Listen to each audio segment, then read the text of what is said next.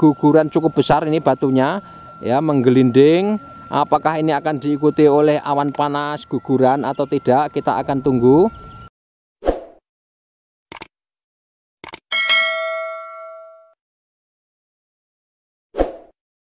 Kita bisa melihat di belakangnya ini asap atau debu cukup tebal. Apakah ini akan memenuhi syarat sebagai awan panas guguran atau tidak? Ya kita belum tahu, nanti akan kita monitor terus penilaian yang dilakukan oleh para petugas BPTKG atau pos pengamatan Gunung Merapi yang ada di berbagai pos. Ya apakah ini masuk kategori awan panas guguran atau tidak?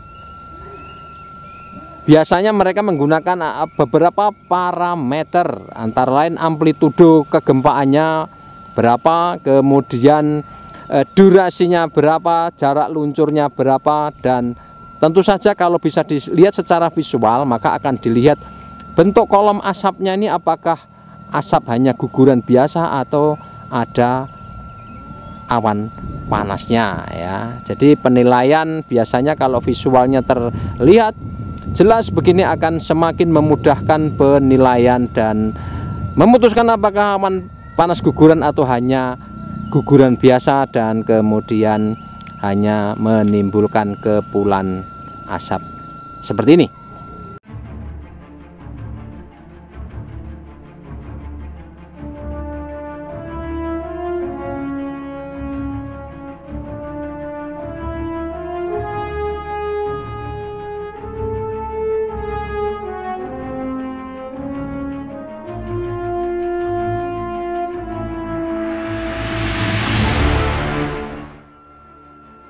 Halo pemirsa, dimanapun Anda berada, semoga Anda semua dalam keadaan sehat walafiat, sejahtera lahir dan batin. Jumpa lagi di saluran informasi kebumian dan kegunung apian, dan kali ini saya akan mengupdate perkembangan aktivitas vulkanik Gunung Merapi di perbatasan daerah istimewa Yogyakarta, Jawa Tengah pada Selasa 28 Desember 2021.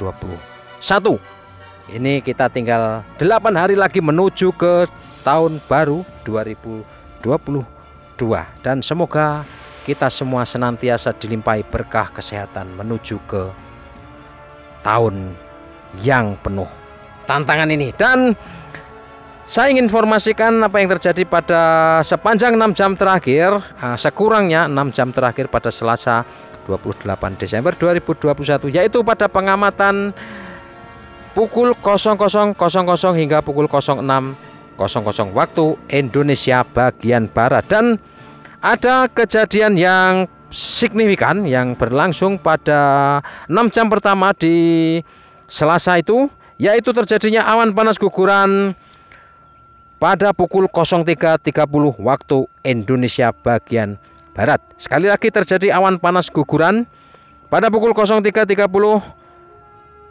Di seismogram tercatat amplitudonya 28 mm dan durasi 111 detik. Estimasi jarak luncur mencapai 1,8 atau 1.800 meter ke arah barat daya. Ini kemungkinan ke hulu kali Bebeng atau kali Kerasa. Nah, ini adalah peristiwa paling signifikan yang terjadi sepanjang 6 jam pertama pada Selasa 28 Desember 2021. Lain-lainnya yaitu berdasarkan data laporan pengamatan petugas Gunung Merapi yang dipublikasikan di Magma Indonesia, periode 6 jam pertama ini secara umum gunung api terlihat jelas hingga tertutup kabut. 02 teramati asap kawah utama berwarna putih dengan intensitas sedang hingga tebal, tinggi sekitar 200 sampai 100 meter dari puncak. Cuaca cerah hingga mendung, angin lemah ke arah timur. Klimatologi ya, suhu udara sekira 17 sampai 20 derajat Celcius. Ini sejuk ya, segar sekali ini di kawasan lereng Merapi. Kelembapan 72 sampai 95%, tekanan udara 567 sampai 717 mm. Oke. Lain-lain terkait dengan kegempaan selain gempa awan panas guguran tadi, terjadi 15 kali gempa guguran dengan amplitudo 3 sampai 15 mm dan lama gempa 18 sampai 102 detik, mohon maaf. 6 kali gempa hembusan dengan amplitudo 2 mm dan durasi gempa 9 sampai 16 detik. Serta 2 kali gempa hibrid atau gempa fase banyak amplitudo 2 sampai 24 mm, durasi gempa 4 sampai 8 detik. Nah, itu yang terjadi sepanjang 6 jam pertama pada Selasa ini, dan kebetulan ini sejak tadi malam sampai menjelang siang ini cuaca masih cerah, Gunung Merapi terlihat sangat jelas dan langit membiru di belakangnya, sehingga ini betul-betul sempurna untuk pengamatan begitu. Tampaknya ini dari semua sektor, dari tenggara, dari selatan, dari barat daya, dan dari barat ini cuacanya cerah. Situasi di seputaran Kaliurang ini berlangsung normal, banyak kegiatan dilakukan oleh warga masyarakat, baik yang berlibur maupun yang sedang menyelenggarakan kegiatan-kegiatan bersama. Cukup ramai di beberapa tempat peristirahatan atau hotel yang disewakan di sini. Situasi aman, terkendali, dan Anda tidak perlu untuk takut, was-was jika ingin berdharma wisata atau berwisata ke kawasan berhawa sejuk di Kaliurang. Tempat-tempat yang disediakan untuk wisata di Kaliurang ini radiusnya masih di radius aman, yaitu antara 6 sampai 7 km dan selebihnya. Karena apa? Karena rekomendasi BPTKG ini memberi peringatan supaya orang tidak beraktivitas di radius 3 sampai 5 km dari puncak, ya, karena disitulah ini radius bahaya primernya. Jika terjadi luncuran awan panas, guguran material lava, maupun jika terjadi letusan eksplosif yang bisa melontarkan material-material keras, mulai dari pasir, kerikil, kerakal, sampai batu atau mungkin bom lava. Jadi di beberapa spot wisata di bawah radius 6 km, 7 km itu masih aman, dan Kaliurang ini masih aman, nyaman untuk dikunjungi. Tentu saja Anda tetap harus ekstra waspada. Nah, radius bahaya primer 3 km itu menyangkut wilayah ke alur Kaliworo di Kabupaten Klaten, persisnya di Kecamatan Kemalang, Kabupaten Klaten, Jawa Tengah. Kemudian radius 5 km itu meliputi alur Kali Gendol atau Sungai Gendol, Kali Kuning, Kali Boyong, Kali Bedok, dan Kali Kerasa ini di Kabupaten Sleman, Daerah Istimewa Yogyakarta. Kemudian 5 km juga di alur Kali Bebeng, Kali Putih di Kecamatan Serumbung, Kabupaten Magelang. Ya, jadi itu rekomendasi yang diberikan oleh BPTKG dan ini ditetapkan sejak 5 November 2020. Bahaya lain yang harus dicermati oleh warga masyarakat juga, jika terjadi awan panas guguran atau letusan eksplosif, itu mungkin saja muncul abu vulkanik. Dan tentu saja di musim hujan seperti sekarang ini, yang ekstra harus waspada adalah bahaya lahar hujan, ya, terutama di alur-alur sungai yang memang endapan materialnya sangat banyak, ya, di lereng atas sana. Dan untuk informasi, data terakhir menunjukkan bahwa volume kubah lava di puncak barat daya saat ini mencapai 1,6 juta meter kubik.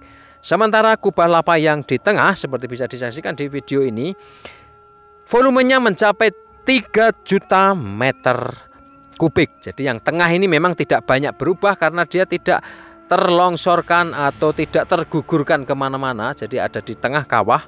Sementara kubah lava yang ada di puncak barat daya ini saban hari atau setiap hari selama 24 jam, jika terjadi guguran maka dia terlongsorkan atau tergugurkan ke arah barat daya, ya. Selatan kadang-kadang ini sebagian ke arah Kali Boyong, tapi ini tidak terlampau sering dan banyak.